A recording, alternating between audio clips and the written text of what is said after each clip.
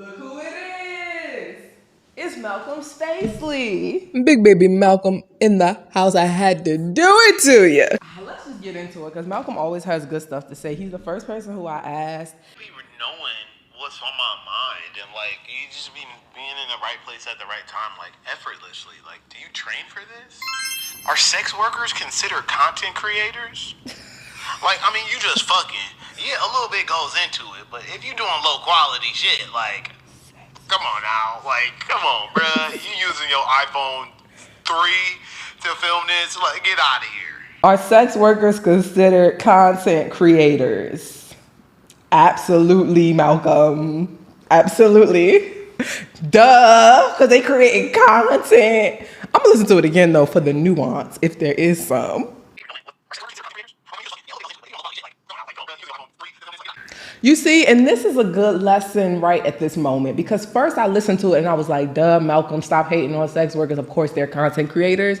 But now as I listen back twice, so remember here on Tower of Babel, our goal is to practice the spiritual discipline of listening so that we can resolve conflict within ourselves and with others.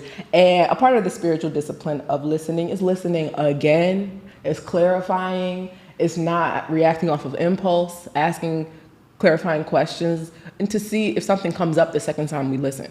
So I listened the second time and something did come up and I see where he's coming from. At first I was like, what are you talking about? Duh.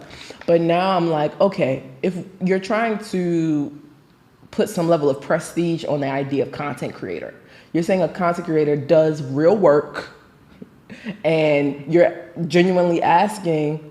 And when you say sex workers, I'm believing you mean like the girlies on OnlyFans. Are they doing that level of real work to be considered a content creator as we define it? He's mainly saying, do they have brands? Maybe do they plan content a month in advance? Do they get feedback from the community? Do they get feedback and do they incorporate that feedback? Do they put in any work post-production? You know, do they create? That word create is a process. Do they go through this process of creating? Well, first of all, I'm not on the OnlyFans and I don't consume the work of the girlies on OnlyFans, so I wouldn't be like completely knowledgeable. But I do consume a little bit. Like I have this one woman on YouTube who I know has an OnlyFans, but I haven't subscribed to it, but she talks about it on her YouTube channel and she reviews dildos and sex toys and I watch her sex toys reviews. Shout out to the bad bitch Lily O'Reilly. And them reviews, quality. She has a studio.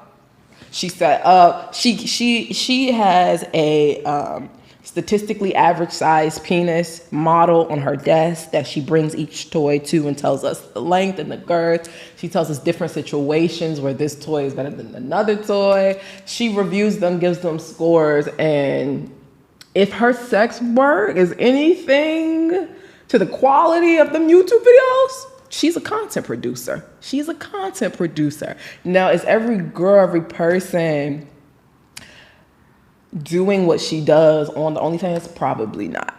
The girls who as you describe, put on their iPhone 3 and I'm not even an iPhone buff. Like, I don't care what phone you use, but they put on the iPhone 3 and are like diddling themselves on the iPhone 3. I would not consider that content creation. I would not consider that content creation because it does lack. It lacks the planning, the incorporating feedback, the post-production, you know. But first of all, some content is live. Some content doesn't need post-production. Some of it is live. Okay, so let's take out post-production. But really, is it? Do they have viewers? Hold on now.